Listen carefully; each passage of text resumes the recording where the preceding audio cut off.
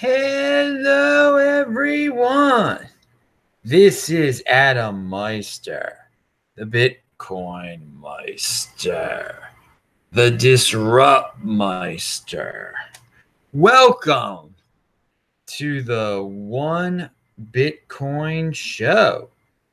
Today is June the 14th, 2018. I graduated from high school on this day a long time ago, I think. Strong hand, long-term thinking, deferral of gratification, unconfiscatable. Yeah, Adam graduated from Washington University in St. Louis with a strong hand degree, with a major in holding and a minor in psychology. No, I didn't actually. I did graduate from Washington University. I did. That was in a May of one year. But yeah, I did graduate from high school probably on June the 14th. I think it was. Okay, so this week of Bitcoin is tomorrow at noon. That's Friday noon Eastern time in the United States. And Ansel Lindner will be on, and two other guests. We're going to talk about this Tether. God, we'll talk about that today too. Okay, so let's just jump right into the show. Check out the links below. Everything I talk about on the show is linked to below, and get your Trezor Ledger Nano t-shirts. Okay, affiliate links below. Vinny Lingham. Oh God, listen to this one. The biggest problem I have with crypto volatility is that it makes the poor poorer and rich richer. Why?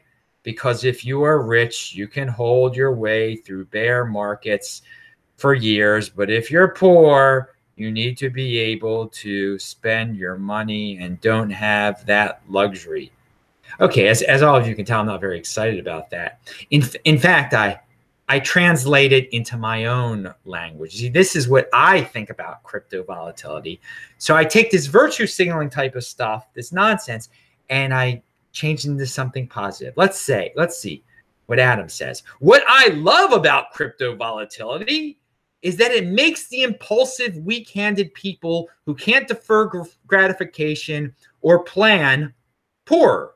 And it makes the 20% smart, strong hand holders richer. Strong handers, but still holders, richer. Why? Personal responsibility is the new counterculture. All right. So yeah, guys, don't feel guilty about crypto volatility, okay? It's a good thing. People make their own decisions, okay? If they buy too much Bitcoin, if they have to sell, if they don't plan ahead, if they're impulsive, then that's their fault. Don't blame it on the volatility. Volatility isn't evil. Volatility, yeah, it is a transfer of wealth from the idiots to the smart, okay? Boo-hoo. Pound that freaking like button. Subscribe to me here and on Steam at Bitcoin Meister. TechBalt on Twitter, TCHBALT. DisruptMeister.com. You're going to get all these videos, all my archives. A lot of videos are listed below too. We've been having a blast. And of course, noon tomorrow, Friday, this week at Bitcoin. Okay, the strong hand mindset. Let's talk about the strong hand mindset. Or as Tor de Meester says, the hold attitude. The hold attitude requires psychological, and that's why I minor in psychology, right? Minor psychological and emotional work. The unprepared investor cannot sit tight. Only the one who has worked to imagine the market relentlessly punishing him in the face. Okay, he also said, here's one mental exercise that I did recently. What if Bitcoin drifted down to $1,000 and stayed there for 2 years? While the sentiment turns extreme pessimism, would I still be willing and able to hold? And you guys all know that Adam Meister, heck yeah, I'm going down with that ship. But the ship isn't going down. But yeah, that is strong hand. Interesting mental exercise there, Tor de Meester. This is actually an old tweet of his. I probably actually brought up parts of this in the past, but he retweeted it today, and I thought I'd share it again today. Why not? It's very appropriate. All right. And yeah, tune in yesterday for yesterday's show, which is all that was my talk in here in Florida in Boca, which talks about strong hand. It's long, so whatever. You're watching today, so great. Hey, if you're watching live, you can do the strong you can do the super chat, and I'll answer your questions, of course. I answered a lot of questions in person on Tuesday at the event, and of course, I'll be in Calgary for the Bitcoin Rodeo June 9th and 10th. I'll answer all your questions there. BitcoinRodeo.com, link to below. BTC Benny, Vortex will also be there. Francis will be there. All sorts of dudes will be there. Okay.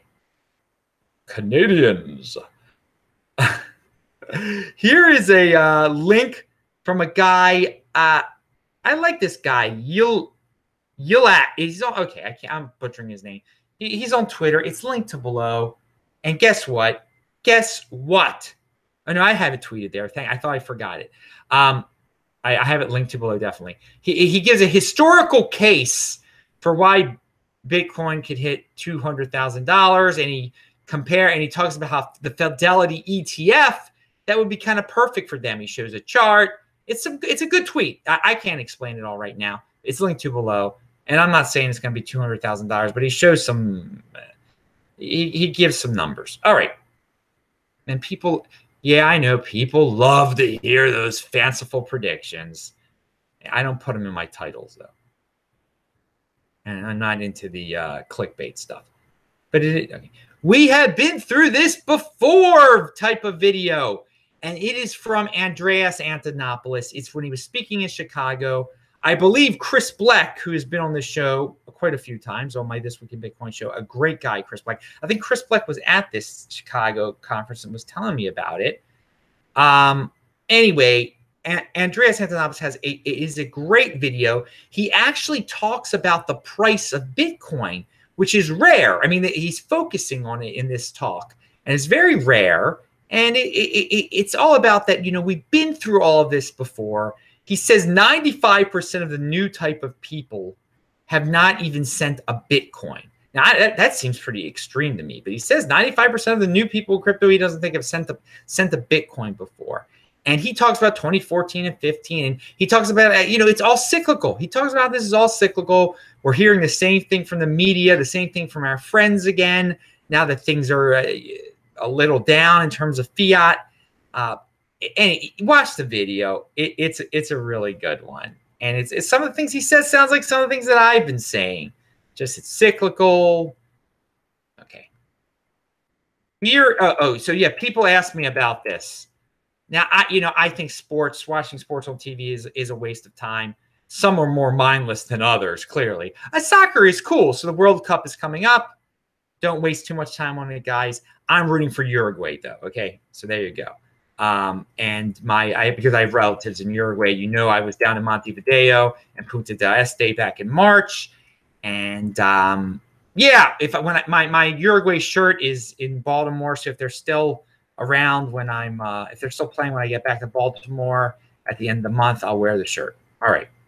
And of course, I'll be in Puerto Rico soon, and Los Angeles. Yeah, we'll talk all about Boise. Sorry. So FUD flavor of the month. This is what you guys have been waiting for. This, okay? Because it was in my title.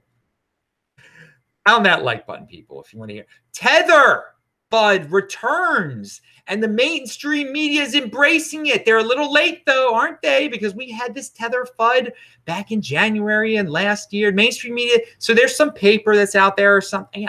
It made the fiat price go down again. Apparently, I don't know. I was on a train yesterday. I had to go up to West Palm Beach. These towns aren't exactly exciting, but I mean, I guess if you're a senior citizen, you want to retire down here, do your thing. I mean, I don't know. Okay, that's a tangent. My thread, and this is from Matt Odell. And if you want to know about what's really going on with Tether, just go to Matt Odell's Twitter feed. I linked him below. Just read all the latest stuff, okay? You'll be totally up to date on it. But he says, my thread on the Tether research paper released today is below, and it's a good thread. There is no proof that they are running a fractional reserve. Tether can't defend themselves, opens them up to government intervention. you still shouldn't use Tether because it relies on trust. Yeah, you shouldn't use Tether because you shouldn't be trading Bitcoin, dudes. Okay. Another thing here. Tether gets blasted for allegedly running a fractional reserve with zero proof. Meanwhile, the world's banks run fractional reserves by design, and nobody bats an eye. Yeah, because 80%ers are going to be 80%ers, dude. All right, I just got $5 from Colonel Swan Jr. Colonel Swan, thank you very much, sir, for your $5. I appreciate the support in the super chat. Pound that like button, people. I've got a U.S. Army jacket. Have I worn it before for this show? It says Meister on it. No, Adam wasn't in. It was my dad's. My dad was in the reserves. So it's a very old, cool Army jacket. Some women used to like it back in the day when I'd wear. Don't value your wealth in women, though. But yeah, of course, back in the day I was. Anyway. Okay, so what else do we have here? Okay, I read. Yeah, I said Matt Odell's great for that stuff. Okay, so when we're talking about FUD, Matt's got a good handle on FUD. He's got a FUD prediction here. Lowest hanging fruit for the next batch of unsubstantiated FUD will be the mining death spiral articles that appear every bear market, and they're appearing now. And he says at the halving. I don't agree. They might appear at the halving, but it won't be able to.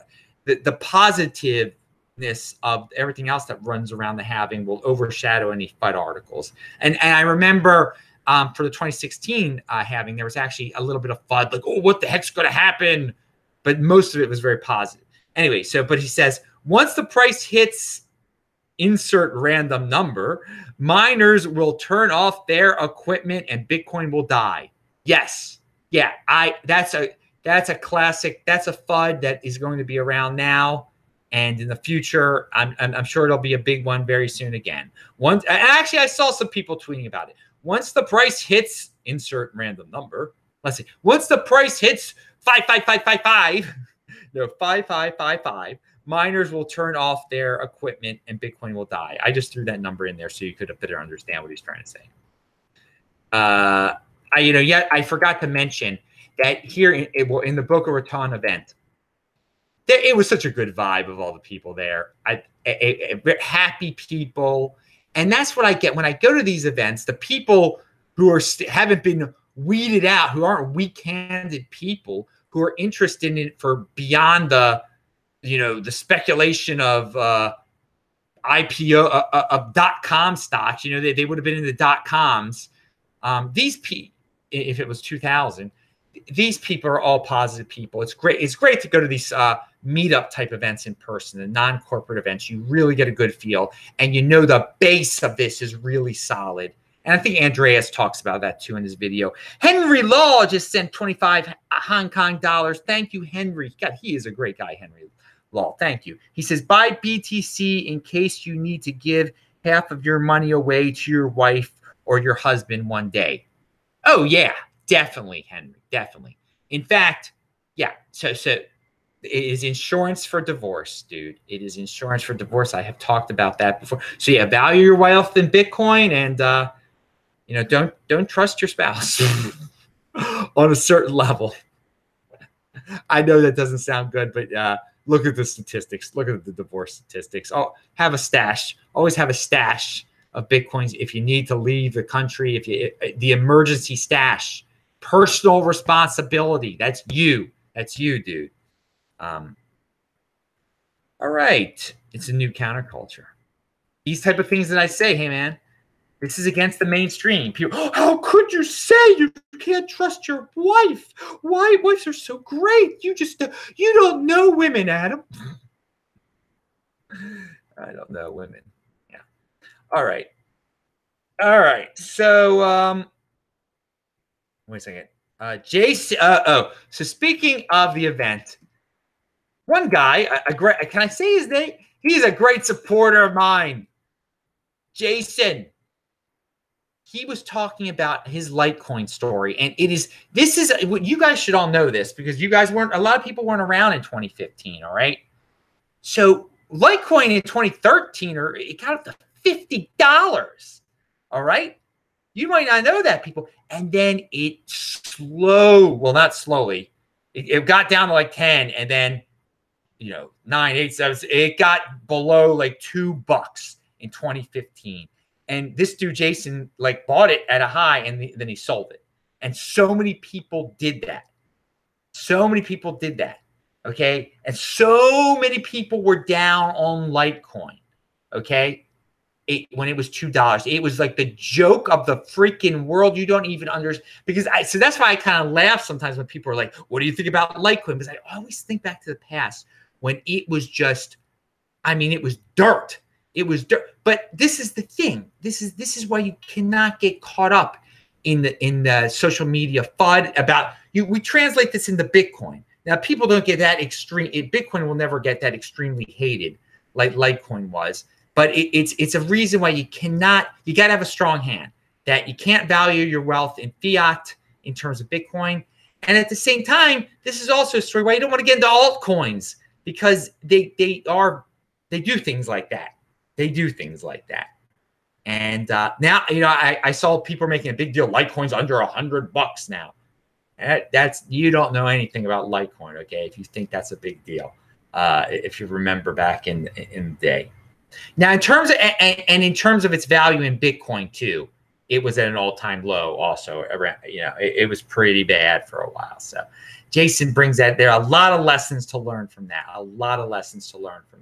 Just be long-term thinking, people.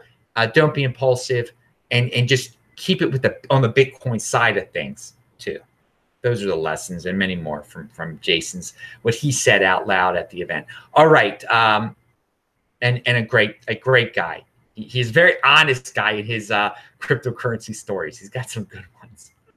And I'll be hanging out with Jason soon here, because he's right here. Here is a tweet by Jameson Lopp. I butchered his name. Satoshi's Place. And I linked to this the other day, guys. Satoshi's.place. Okay, check it out. It's fun. And now more and more people are talking about it. Satoshi's.place is driving lightning innovation via real-world stress testing. Over 8,000 daily users, 8 million pixels drawn, and 3,000 settled payments. Lightning developers are writing performance patches in direct response to feedback provided by @Lightning Koala. All right, that's cool. So always check out the links below. Okay, here and then we've got a thread here about what things people were doing during the 2014-15 bear market. And some of these things people did were horrible. Okay, so so be very careful. You can learn lessons from this. This is by Whale Panda. Other people contributed to it, so link to it. I'll read one thing. Things I did during the 2014-15 bear market. I lost 100 Bitcoin in 3 hours on OKCoin margin trading. Think about that, people. Anyway, 2, became an altcoin believer, bag holder twice, wrecked. Started trading Forex, fail. Narrowly avoided MintPal exit scam, never gave up. Now, number 5 is good, dude. So check out that thread. There's other inspirational things and just lessons, things you do not want to do, to say the least. And then finally, I'll leave this on. Someone sent me this a while ago, tweeted this out, I think, or send me. This is funny. Today, I cashed in my change I found off the floor from the past few months and bought Bitcoin. Gotta love free BTC. Respect the money, he says. Okay, and he got this. I was in some show of mine one day. I was talking about how MGTOW Money, that guy MGTOW Money says you got to respect money. If you see a penny on the ground, you pick it up. You respect it. Respect the money. So this guy really took my advice seriously there. Maybe he was planning on doing it all along. It's hilarious. It's good, but it's true. Respect money. Just don't throw it away. You know, someone wasted a penny. They dropped it on the ground. Pick it up. I just found the quarter the other recently when I was walking. I think it was yes. Oh, it's still in my back pocket. I got to get it out, actually. So I'll go do that now. Pound that like button. I'm Adam Meister, the Bitcoin Meister, Disrupt Meister. Remember to subscribe to the channel, like this video, share this video, check out the notes section below. We'll be back New York time on Friday for This Week in Bitcoin. I'll say hi to you guys in the chat. Thanks. Bye.